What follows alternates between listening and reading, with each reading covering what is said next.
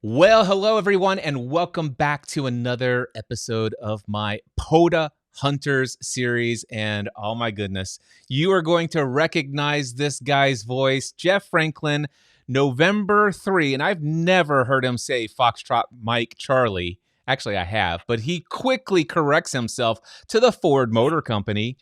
Jeff, how are you, my friend? Hi, Cliff. Doing very well. Thank you. It is so weird to hear your voice in high fidelity and rather than bouncing off of the ionosphere on HF. What an honor it is to have you here, Jeff. Quick question for you. When did you first get started in amateur radio? Well, my interest in radio really started when I was in kindergarten, the first grade. My father had a pager, and you would dial a phone number, and this miraculous thing would happen. The pager would start the beep. It was like magic. What makes this magic happen? And I was hooked on the ether. And ever since then, I transitioned to a realistic Radio Shack 100 milliwatt, two channel CB walkie talkie, talked with people in the neighborhood, but I wanted to be able to talk a little further.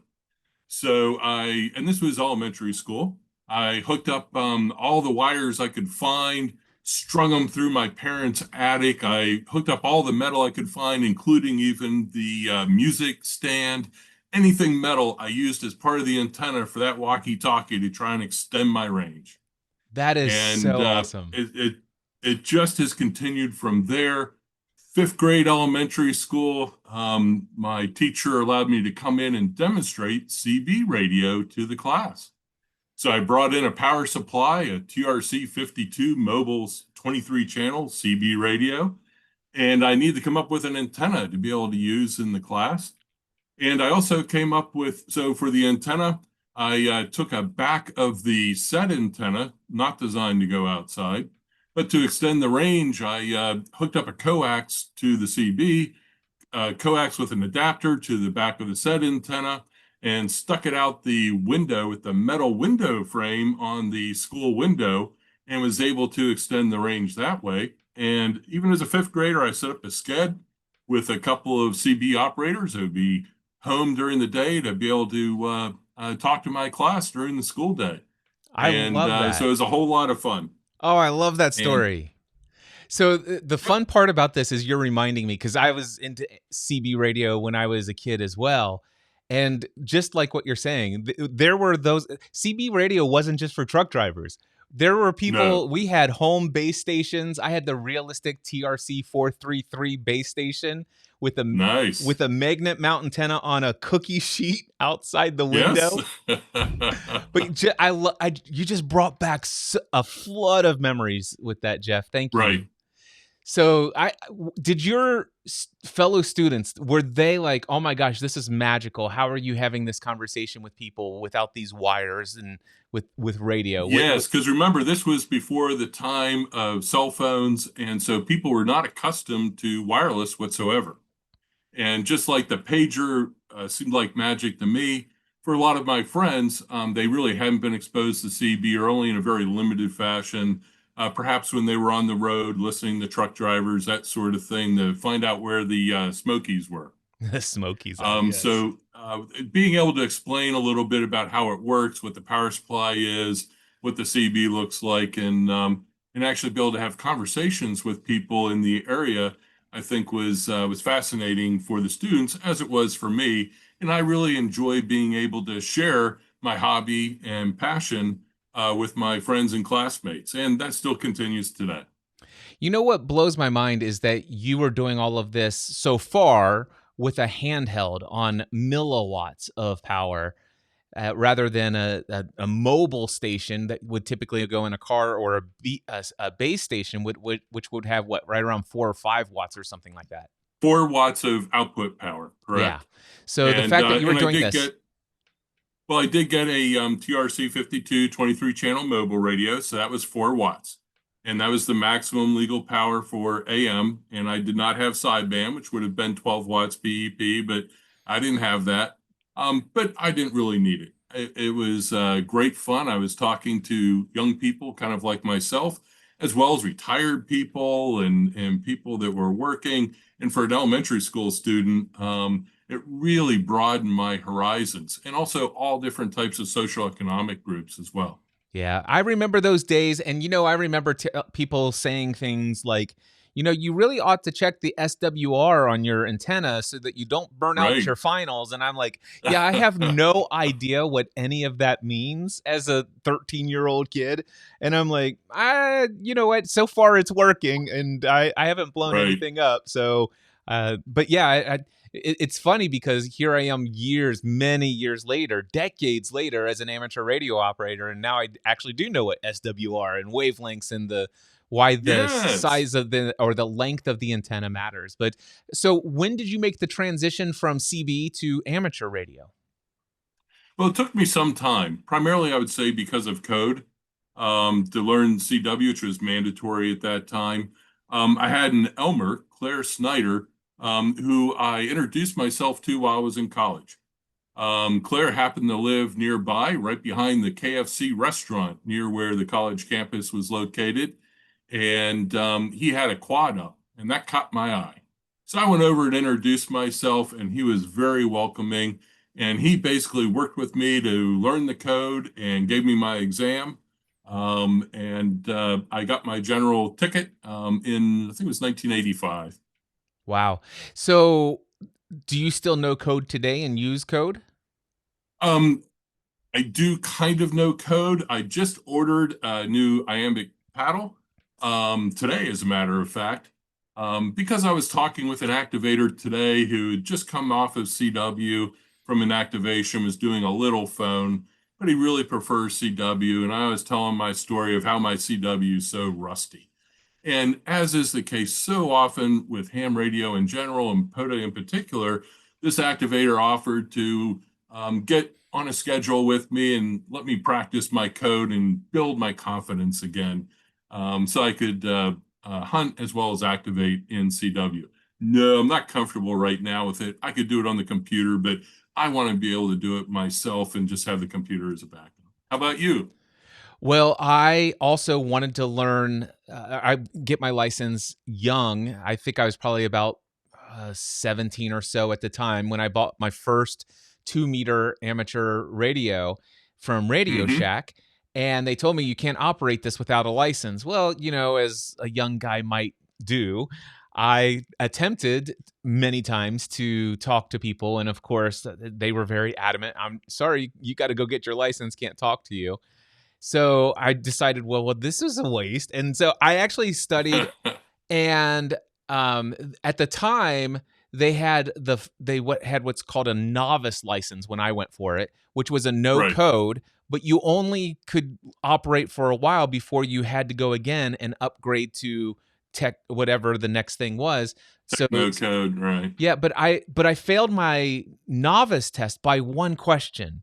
Oh, And at the time, it wasn't something that you could just go and retake the next weekend. It was gonna be right. several, at least a month, and if I remember correct, it was like 3 months later when I could go take it again. And by that time, I just went down the internet route of communications, and that really caught my attention and my passion for the longest time. But, I will say this, as I am not required to know code. I'm thrilled that I was able to get my amateur radio license and be able to experience radio as a hobby, Hmm. both locally with my technician and then globally through an HF with the general license. But I will say that I am still intrigued by the idea of having the ability to communicate via Morse code.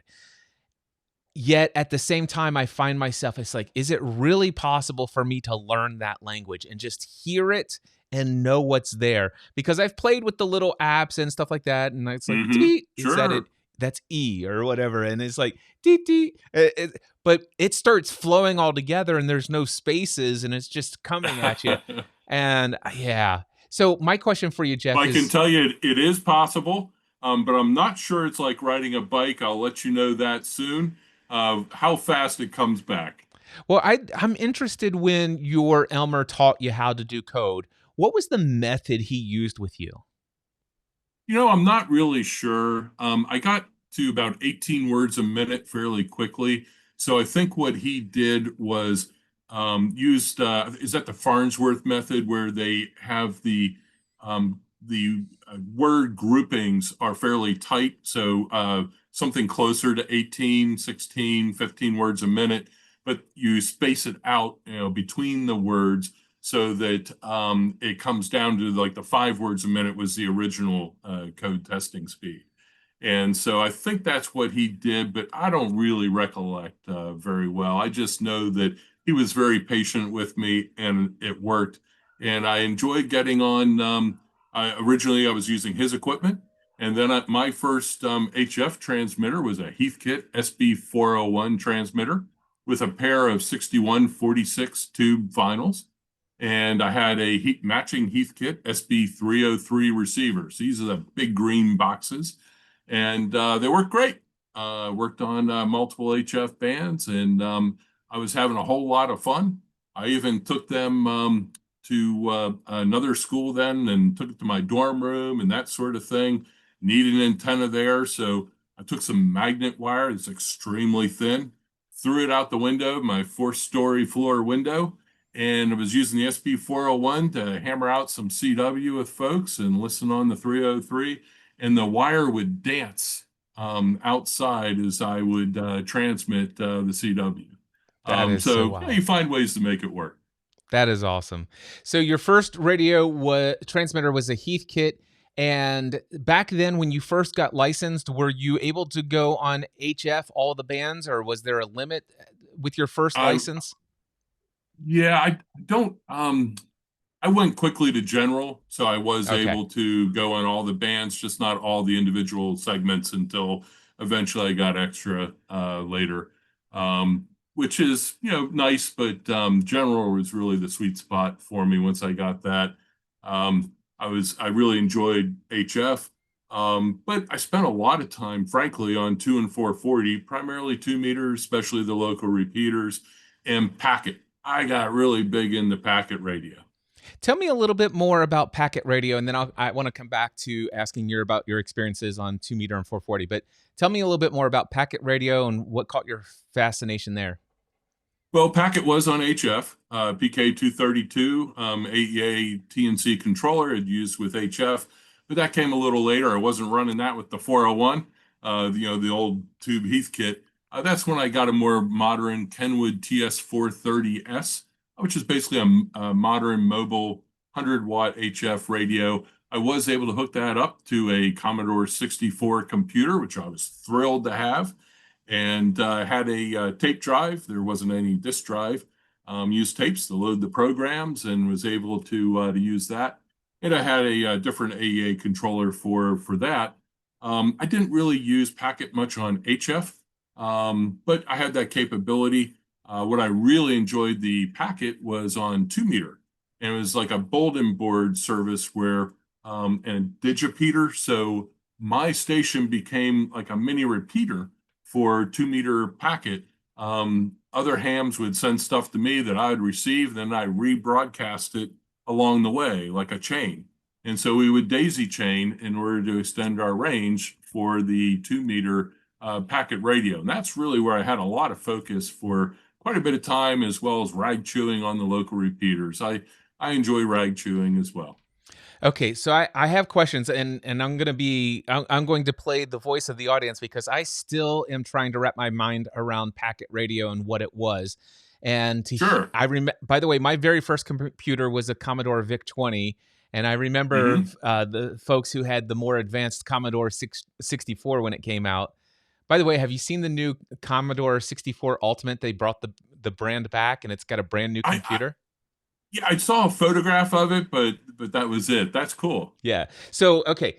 What now being from the internet side of things, before we had all this broadband stuff, I remember dial-up Right. modems at 300 baud and then 1200, 2400, 7800 baud Correct. modems. And I remember bulletin Yes. board services, but I was using Right. 80 XT8088 BBS systems run on Yep. DOS. So I'm Mm-hmm. familiar with that, but I didn't know that you could run a bulletin board service or even this kind of packet radio communication on a Commodore 64 and hook it up to radios. So tell me a little Right. bit. Can you explain to me? Were you running a bulletin board service kind of piece of software on your Commodore 64? And how did you connect that to the receiving and transmitting signals of your radio? Yeah, I didn't host the bulletin boards. Some of the more sophisticated other guys did. So I was just accessing their bulletin board. And primarily it was ham radio equipment for sale, I would say, is what I really remember about that. If you had stuff to sell, seemed to be the primary focus of it. But you could also have QSOs back and forth. And I always found it kind of fun to be the intermediary. So I put some vertically polarized small 2-meter Yagis in my attic, and I would point them one direction with one antenna, and the other one I had going another direction, so that I could select which way I wanted to, because this is all simplex, it's not going through repeaters. So had an amplifier of up to 180 watts on 2-meter, although typically we're just using about 45 watts or so. And you could do quite well, especially with small Yagis on 2 meters with this digipeater, where you'd pick up and then rebroadcast the signal to someone else, in this daisy chain. And it wasn't, I would say it was more for not practical information exchange. A lot of that was done over the phone line, like you said. I was also fortunate. I had one of the very early cable modems, and it was before DOCSIS cable modem standard even existed. So it was another proprietary system that I happened to live in an area that had the first TV cable system in the United States. Nice. And so it was on the leading edge, and it had one of the first cable modem systems in the United States, where I was able to get higher speed and continuous internet access rather than the dial up through the phone line. So I was really blessed to have that available. And being a technology geek, I ate this stuff up and really enjoyed it, both the computer side as well as the ham radio side. So I just want to make sure I can wrap up the packet side, just so Sure. I'm absolutely sure and I'm following your story. Your Commodore 64 was being used to receive and then retransmit signals, and you must have Correct. had some sort of device that acted as a modem to the Yes. radio. Right. It's a I said on my QRZ page what it was. It's an AEA. What was that earlier one? I just didn't know that the Commodore 64 had modem capabilities. That's something that's new Yeah, information to yeah. me, and I think that's cool. Yep, yep. It's all very rudimentary, but it worked. Yeah, that's awesome. All right, so let's go back to 2-meter Yes. 44 440 rag chews Yep. and your early days. Since you kind of upgraded to general right away, were you tempted to spend most of your time on HF, or did in the early days did you spend most of your time on 2-meter 440, or did you kind of have a balance between the two? Yeah, I think I'd start off with a balance. But I fairly quickly went into 2-meter, especially. I really focused on 2-meter FM, and not really sideband, not DXing. It was local repeater, local clubs, local groups, wherever I happened to be, because I was in school, originally in Pennsylvania, and then I went to Washington, D.C. for a semester. That's where I was on the fourth floor dorm, and I threw the wire out the window. And I was working actually for the general counsel of the American Radio Relay League, representing the ARRL and the interests of ham radio operators before the Federal Communications Commission in DC then. So I really enjoyed that. This was the original PRB1 to help ham radio operators deal with zoning by their local cities and townships to help protect our ability to put up reasonable towers, generally like 60 feet or so. So I was in Washington, D.C. When this was originally going on, and helping the ARRL secure those rights for ham radio operators. And today I remain a volunteer counsel assisting ham radio operators as they continue to run into sometimes zoning, but also especially HOA issues today. That's wonderful. I love local amateur radio on the repeaters. It's such a valuable resource. I'm very blessed to live in the North Kentucky, Cincinnati area. So that's a tri state area, fairly well populated. And I can hit at least probably 10, 12 repeaters right from my house here, which is very sweet. Lots of It is. niche communities and a generous overlap of communities as well. And so the amount of help that's instantly available 24/7 in this area is really cool. And I've also been similarly blessed, Cliff. I live near the Philadelphia area, so we have a lot of sophisticated people. We're also close to New Jersey, Delaware, Maryland, and all that far from DC. So there's fairly major metropolitan areas with a lot of ham radio activity. And I haven't really been taking advantage of that the last couple of years because I've really gotten into HF. And I took 25 years off, basically. Tell me about that. Um, How did you get out? yes. How did amateur radio kind of slide out of your consciousness? And then what brought it back 25 years later? Right. Well, originally, I when I first moved to Pennsylvania and was starting a legal practice at a private law firm, that sort of thing, I was still doing some ham radio. I put up a ground-mounted Hustler 5 BTV vertical in my apartment complex in the middle of the night because it wasn't allowed, and it lasted for a while. Eventually, they took it down and took it away somewhere, probably threw it in the trash bin. We just didn't talk about it. But I had fun operating for a little while. But after that, um, I did buy a house and put up a butternut butterfly. It was a bow tie beam, 2015 and 10. And again, another vertical. This time I went with a butternut ground mounted HF6V vertical, so 80 to 6 meters. And that worked quite well. I got a 160-meter kit on it, and that did not work well at all. Way too narrow for 160, but that's all right. So I did have the rigs up at home, and I had some okay antennas up. But then, busy with work, kids came along, and before I knew it, 25 years had gone by.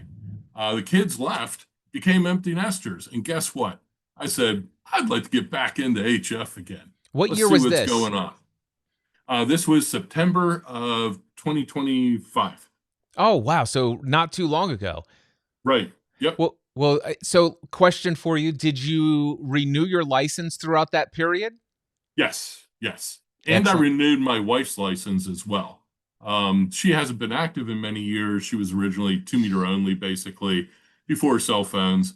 But yes, we kept the licensing up. So the N3FMC, the Ford Motor Company, is actually from the 80s. It was at FCC assigned back then. It's not a vanity call. I just have a lot of fun with it.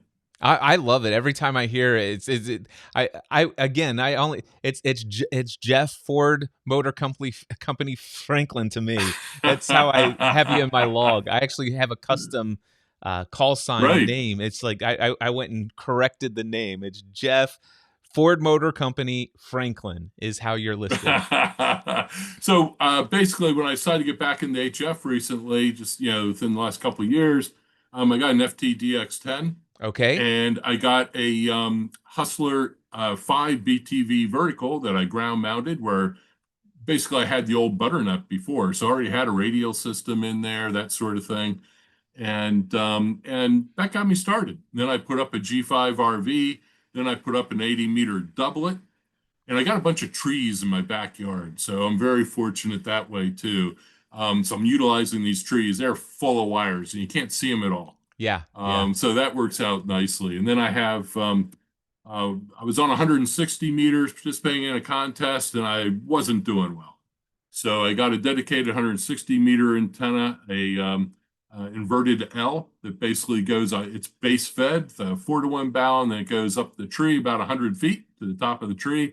And then there's about 23 feet or something just kind of off to the side. And that works nicely 160 to 6, actually. But I use that on the low bands. I find it's more effective than my short verticals. Yeah. Um, I put up a ground-mounted Hustler 6 BTV vertical.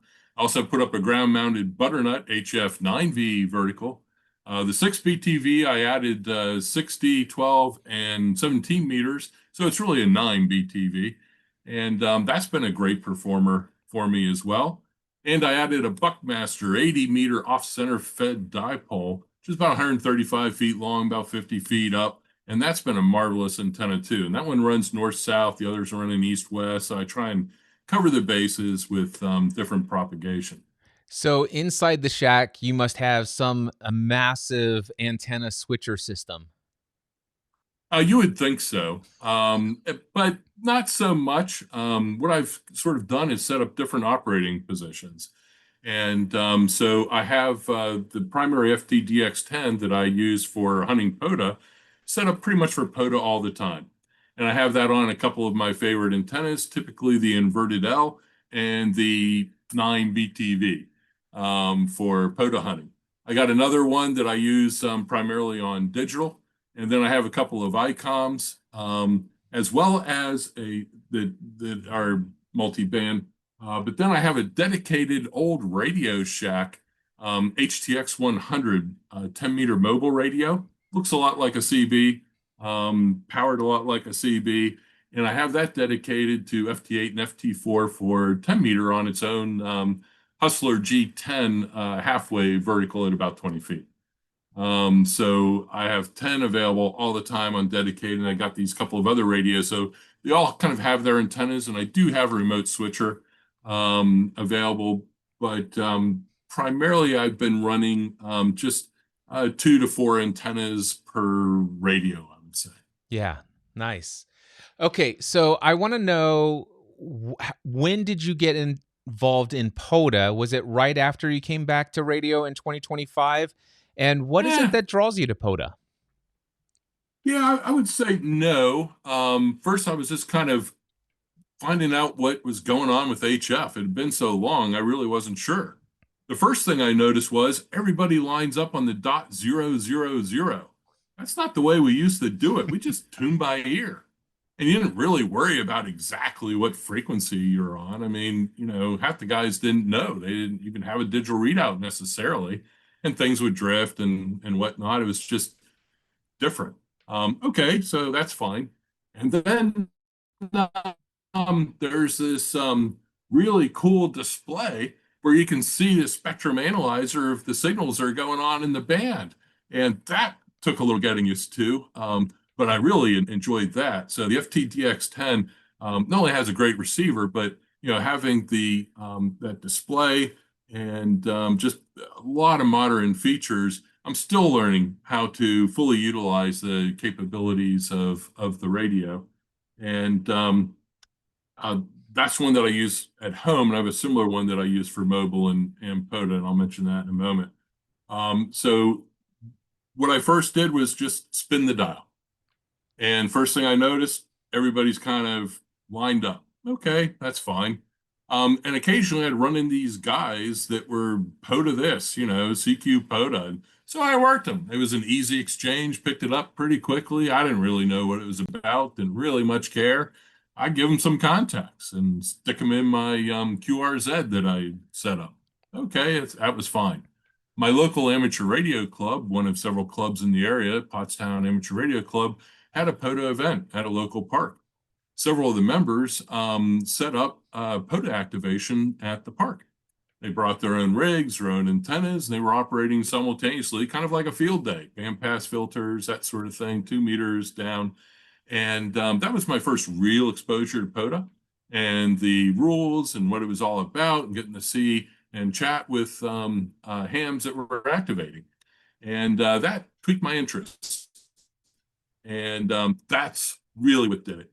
That's where I started to read and investigate and found the spotting page and that sort of thing. And then I went after the parks actively hunting, a little competitive maybe, but I wouldn't say overly so, just healthy, friendly, fun sort of competitive venture to see how many guys I could talk to and how many parks in a reasonable period of time.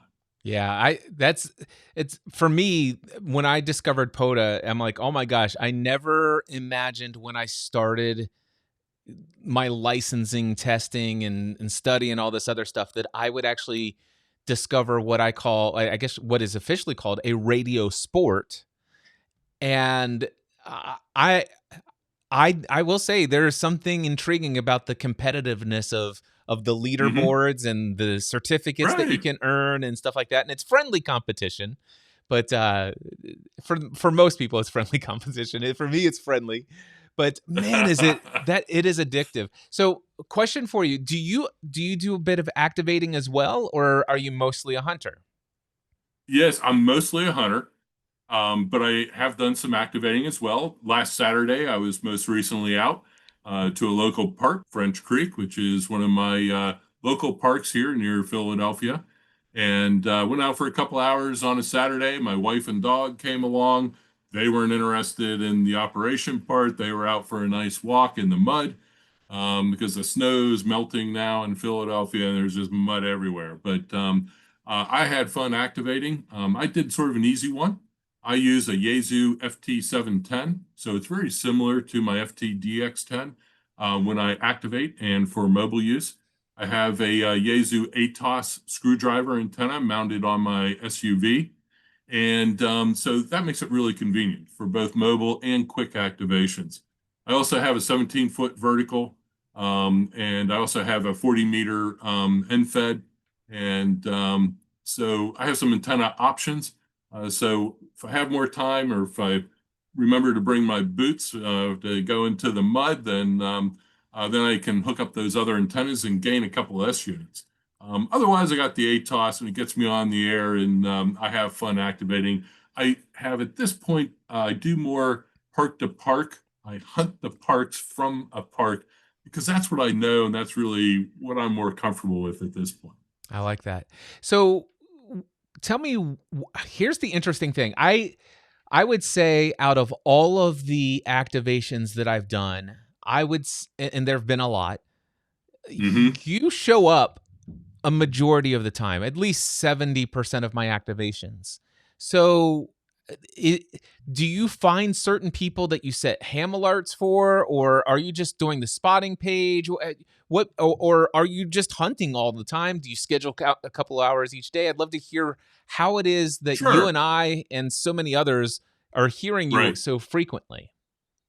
I do use Ham Alert, but I don't use it all the time. And I use it more probably for de-expeditions than I do for the activators in the parks because I do some other aspects of ham radio as well.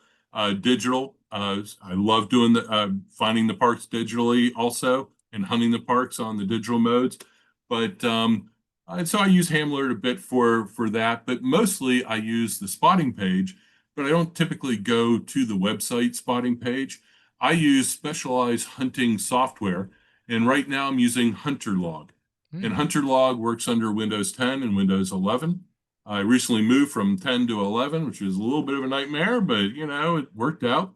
And Hunter Log, and there's a couple of other programs too that are specifically designed to assist hunters, really it was a game changer for me in my hunting. And I highly recommend it for anyone that really wants to get into hunting. It makes it so much more convenient and you're so much more effective, I think, in your time.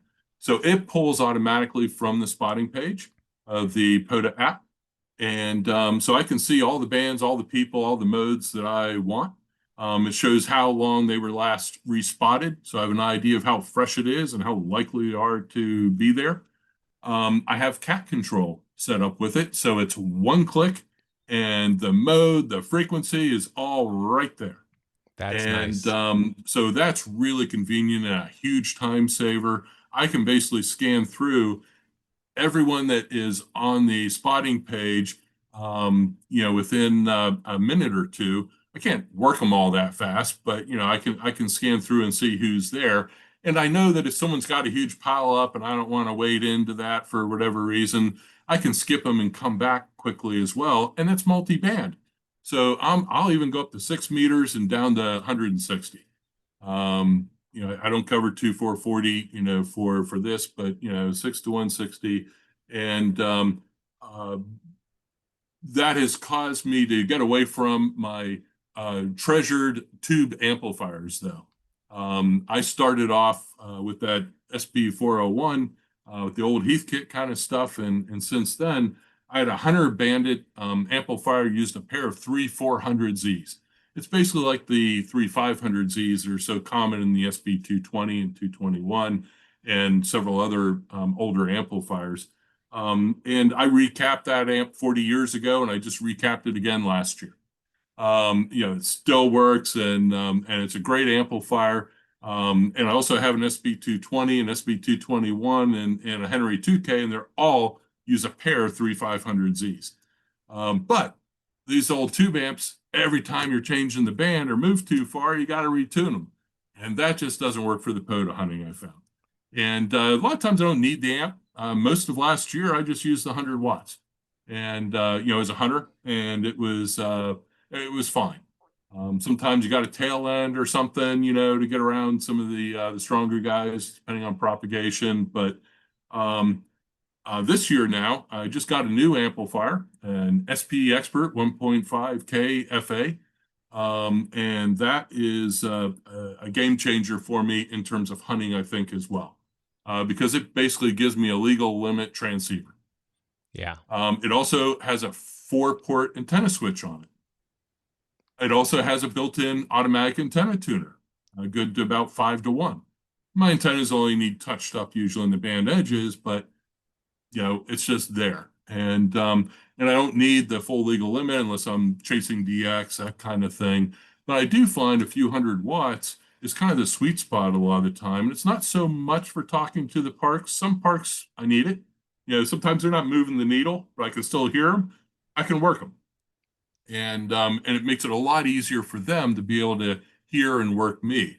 And as a newbie activator and occasional activator, I appreciate when the hunters, I can actually hear them. Yeah. Because a lot of times I'm in a compromised situation.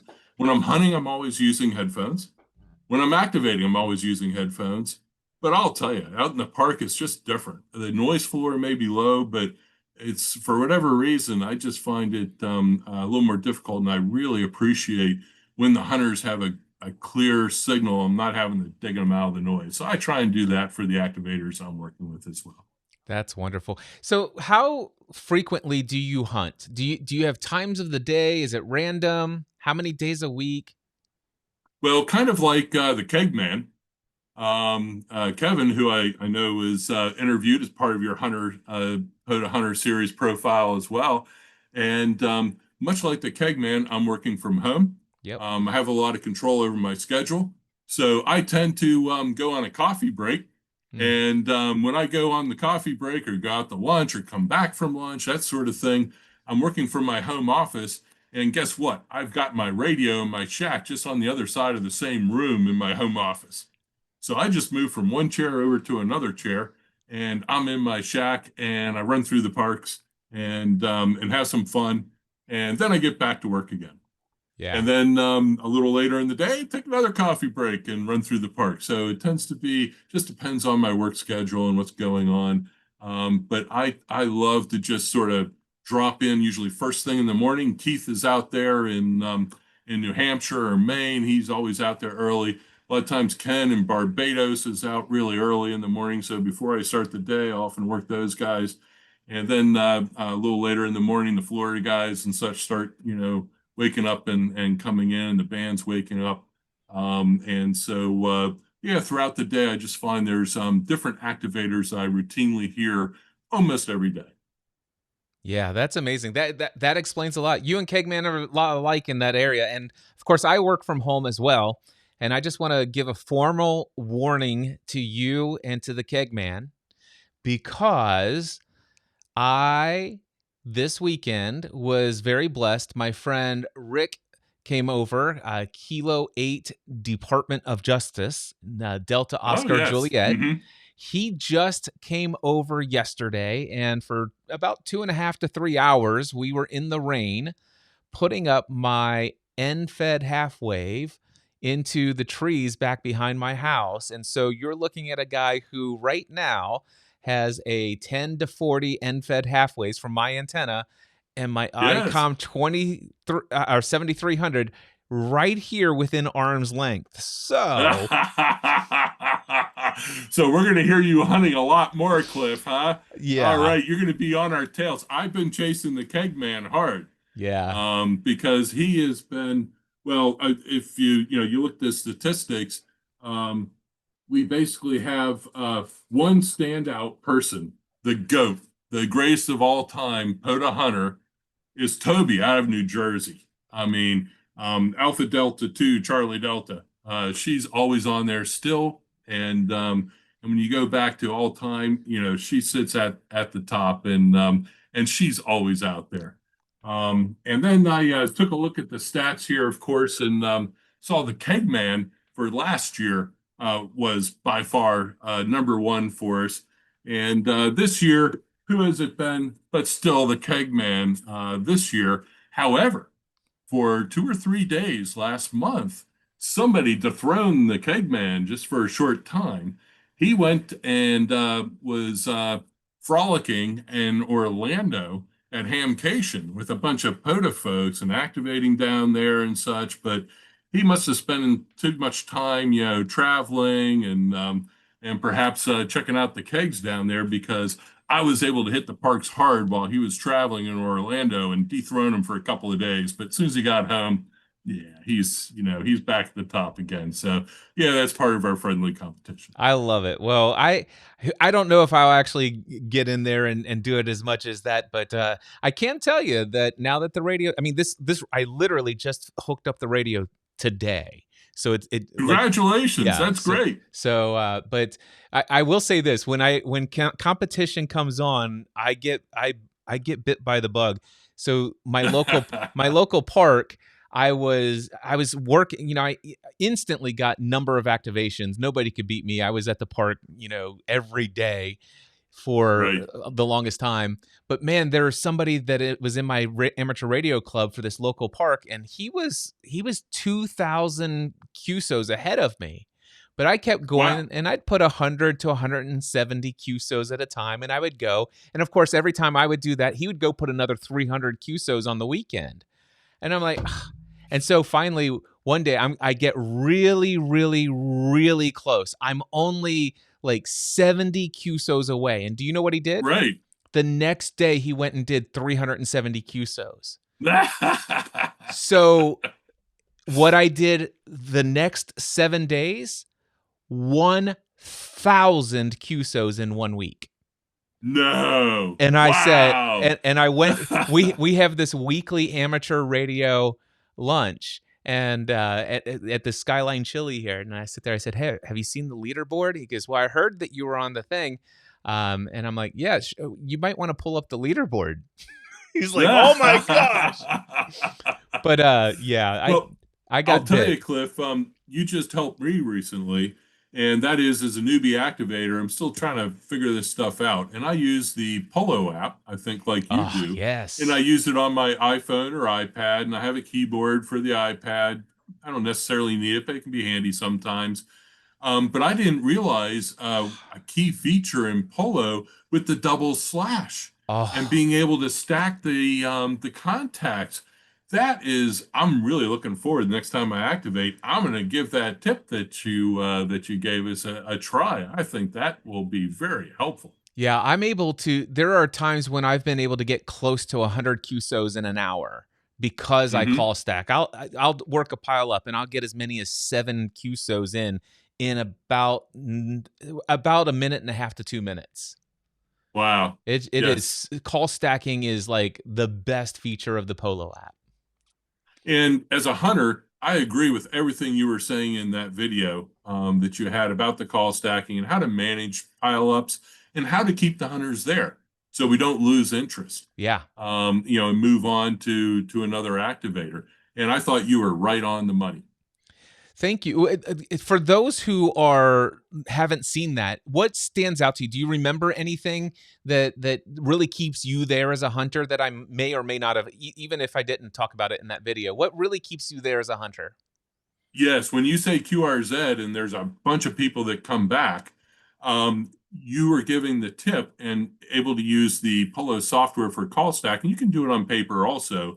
But the idea is to capture what you can, even if it's just the beginning or the end, of partials or a couple of complete calls.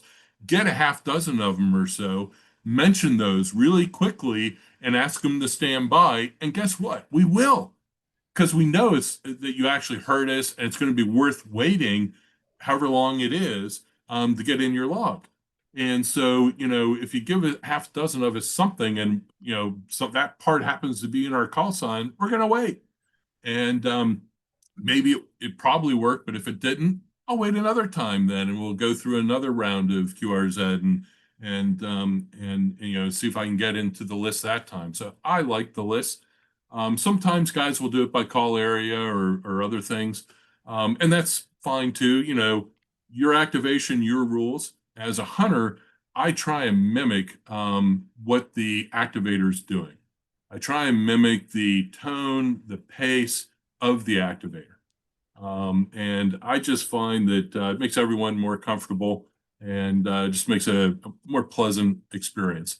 But yeah, your tip on having a list, I think, is exceptionally effective, and I'll tell you, it works on me. And that is brilliant. Thank you so much for sharing that. I almost forgot that I put that out there, and it's a valuable tip. So it just, if anybody is not picking up what he's laying down here. So what Jeff's talking about is when I get a pile up, I will say Kilo Juliet stand by, Sierra Charlie stand by, Alpha Romeo stand by, and blah blah blah. Right. And by the way, some of them I actually have the whole call sign. But just Yes. for the sake of the purpose, I'll go through, and Right. then you work it from right to left as you've got the double slashes in the Polo app. And sometimes I don't even have to say. I'll just sit there and say, okay, November. I said, okay, Jeff, Ford Motor Company, Right. I've got you here, brother. And got you in the log. You're 5'9", and we'll just go through. And we just worked last week, and that's how you mentioned this, and was happy and pleased to participate in this. Maybe you put a link into to your segment before where you explain that. I thought you did a great job. That's a good idea. And, I'll make a point to put that into the show notes for both the podcast Right. episode and this YouTube video. So in the Right. description of the video, that'll be But in there. there was something else that you mentioned in one of your earlier shows, and this was the one with the keg man with Kevin. And this was a lesson I learned the hard way when I activated a park over by Harrisburg, PA. So it's about an hour and a half from my home QTH. And it was a state park, and it has a beach. It's a nice place. 4th of July, I was activating the park. There was no cell phone service. And I'm like, I have AT&T, I have Verizon, I even found somebody with T-Mobile. There was nothing anywhere around where I wanted to activate. So, what could I do? Well, the Starlink is the way to go. So I think it's worth mentioning again. I actually got bit by that. I've only activated a few times, a little more than a dozen or something. And I've already gotten bit where there was no cell phone service. We generally have great cell phone service where I am, but I found that park and I was not prepared. And I could have struggled through it, but it really just it took kind of the joy away for me in trying to do it without having any kind of connectivity and not having set it up ahead of time. Yeah, and the tip there is the Starlink Mini. It's so inexpensive today. It's dropped even further in price. In some cases, I think they've even got deals at times where you can get it for free. But anyway, the Starlink Mini, and then when you sign up, you can actually put it in standby mode, which is $5 a month, and it gives you unlimited low bandwidth, which is designed just to keep it firmware up to date, and so you can activate your subscription when you don't have cell service. But I can tell you right now, you put your Polo app, connect it to that tethered, that you only need that $5 a month plan to get all those QRZ lookups. Well, if you wouldn't mind dropping the link for that too, because that's something I think after I got burned, I was thinking, I don't need it for my local parks. I know I have good cell phone service there, but some of these other parks, once I venture out a little further, even within Pennsylvania, I've only activated in Pennsylvania so far. I'm going to run into this increasingly. And when I'm visiting my brother out in Colorado, he lives by Boulder, they lose cell phone service within about 10 minutes of their house. because he lives near the Rocky Mountains. And once you get into the mountains, it's amazing. There's just no cell phone service from any carrier out there, but you still have satellite, thank goodness. Yeah. Well, Jeff, man, this is one of the things I love about amateur radio, and it's not, and I thought for a while maybe if it wasn't for POTA, I think I would have earlier said that if you really want to build relationships with people and build a community and get to know people and on a recurring basis, it's going to happen usually in your local amateur radio community on local Right. repeaters, maybe local simplex.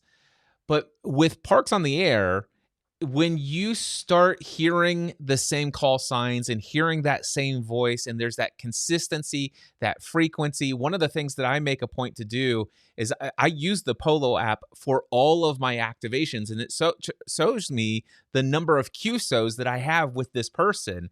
And so when I start seeing it approach 20, 25, 30, 40 QSOs, at that point, Mm-hmm. I'm like, okay, this person I'm taking note of. And I'm going to look up their email address on QRZ, and I'm going to send them an email and say how much I appreciate them always hunting me. And then look at us, we're sitting here having a face-to-face virtual conversation via a Zoom call, and it's being recorded. And the cool Right. thing is now that we've actually gone here, do you ever go to the Dayton Hamvention by any chance? I never have, but I'm going this year. Oh, well, there you go. I See? was, yes, and it's largely because of all these POTA connections that I've made. I want to meet some of these people in person, and plus Dayton is Dayton. I mean, Xenia, whatever you want to call it, it's the biggest in North America, and I think maybe next year I'll try Orlando as well. I think I got my wife talked into Hamcation too, so looking forward to attending a couple of these large sort of national ham fests that I haven't really had that much interest in before, but it's really driven by these POTA connections. That's wonderful. And so this year, do you know which days that you're going to go? It's a Friday, Saturday, Sunday, I think. Yeah, I'm not sure. I'm going to drop off my wife in Pittsburgh on the way there. I'm going to drive out there and then I'll have my time. I haven't worked out the particular dates, but I'll probably be out there for the weekend essentially. Oh, okay. Well, I know for a fact I will be going on Saturday. I typically work on Friday here, and Dayton's just a Hmm. drive up for me. So it's a day. Right. It's about an hour and a half or something for Yes. you, Cliff. Yeah, that's all it Oh, is. that's nice. Yeah, it's a bit of a long drive for me, but that's okay. You have to do it at least once. Yeah, but my point here is that it via HF and because of Yes. POTA, I'm looking forward to an in-person conversation with you, and when we meet, we'll Right. know each other, and it's like that's what I love about the opportunities Yes. that exist with Parks on the Air. And I'll tell you, when I'm operating in the parks and using the Hunter Log software, part of it is an integration to QRZ. So I can pull up their QRZ page, and I'll frequently do that. Even when I do the digital modes, FT8, FT4 may seem very impersonal, and in many ways it is. But while I'm operating and when I connect on FT8 or FT4, I tend to pull up their QRZ page. And I really appreciate when they have a photograph of themselves, their equipment, their antennas, that kind of thing. So I have an idea of who I'm talking to, where they are, a little bit about them. And it just really helps personalize it for me and make it a lot more fun, whether it's a POTA activator or sometimes I'll hear a hunter and I'll look up the hunter just to learn a little bit more about the hunter. And I feel a personal connection to them through it may only be a website page, but some additional personal connection that way. Awesome. Jeff, is there anything that I haven't asked you about or we haven't talked about that you'd like to share before we wrap up? Um, I've noticed that one of the other new things I noticed, other than people lining up and having the spectrum analyzer available, is that there's sometimes malicious QRM. Hmm. And that really didn't seem to happen, 25 years ago. It was very rare, and it seems to happen regularly now. And I think sometimes people are put off by it, and understandably so. And when it happens in POTA, I tend to not go away, but I'll put in the notch filter. I will increase my power and to make the connection, and they always get a 5 none. And so I basically try and ignore them, not acknowledge malicious interference. Sometimes you get splatter, that kind of thing. It happens, especially on contest weekends. But when it's malicious, I ignore it and try and push through. And I'd recommend that for others, whether an activator or a hunter. Try and not acknowledge it and push through. And it's not unique. It's not personal. In my experience, it really is not personal. It's not unique to POTA. Sure, there's some POTA haters out there, but it's not unique at all to POTA. I mean, I'm chasing DX. Even sometimes DXpeditions right now in the digital modes on FT8, there's some malicious QRM. It really, unfortunately, is just part of the activity, and we just need to find a way to deal with it and still have fun and joy, and I think you certainly can. And I try personally to just sort of let it roll off my back, use those sort of mitigation strategies, and I would encourage others to do that too. And to remember that it's a hobby. We're here to have fun. Let's try and support each other, and that's really what I see day in and day out, and why I continue to do it. That is such beautiful advice. And I will say that I have had some malicious QRM quite a bit. I activate a lot, and I do exactly what you say. I always ignore it. I continue to talk through it, even though I recognize that sometimes these people are really stomping over top of me. But I still go on, and I sit there, and there are folks like you who also do that. And I think if we could anybody that we're reaching with this particular conversation, let's make a commitment to just not acknowledge the QRM that's malicious, and to consistently stay there and just pretend that it's not happening, because that's the only way that they lose Right. interest. But boy, Yes, if exactly. one person reacts, you've just poured gas on their fire. And we're still having fun. We're still able Yes. to make it work. It may be a little annoying, but we'll get past it. We're still having fun. Yeah, and if you want to be reactive, just head over to 7200. Well, and that was one of the things maybe I should mention quickly. When I'm hunting, I always, and when I activate as well, I always keep. I'm trying to. You got I your keep the ARRL band plan because everyone forgets sometimes, and it's easy to sometimes get outside your privileges. It happens to everybody on occasion, especially when you're real fast, or you get some Canadian station that may be activating on 15 outside of our band plans, but within theirs, that sort of thing. There's also a courtesy guide available free, the Considerate POTA Operators Frequency Guide. And I like the condensed one. It's just one page, and it's available free on the internet. And it gives you some ideas of like where the slow scan frequencies are. So you may be getting interference on your POTA activation, but you unintentionally actually dropped right on top of the slow scan call channel. So, it's sort of understandable that there may be some interference going on there. Same thing with AM and some other things, as well as just a couple of lid frequencies that probably best to avoid. Yeah, so there's the maritime frequency, which I can't ever remember which one that is, but 14300, yes, yeah, and then there's 14300. The boat people, yes. yeah, so there's the They maritime, jealously protect 14300 and at least 3 kilohertz up and down, sometimes five or so. and is that on this courtesy plan that you're talking about? Yes, Where yes, it is. I'd be happy to email it over to you, Yeah, Cliff, email and that over to perhaps you me. could I'll put a share it. link to it inside of the show notes and description of the video as well. Yep, it's not my guide. I did modify it a little bit, but yeah, it's just a one-page guide, and I find it very helpful. Very nice. Jeff, it is such an honor. It is a privilege to have a long rat chew with you here on the podcast and on the YouTube video. Thanks, Cliff. I'm seriously, I really appreciate just not only your consistency out there, you're supporting the activators. I also just appreciate your energy, your positive vibe that you always bring. And you've said it here a handful of times. This is about having fun.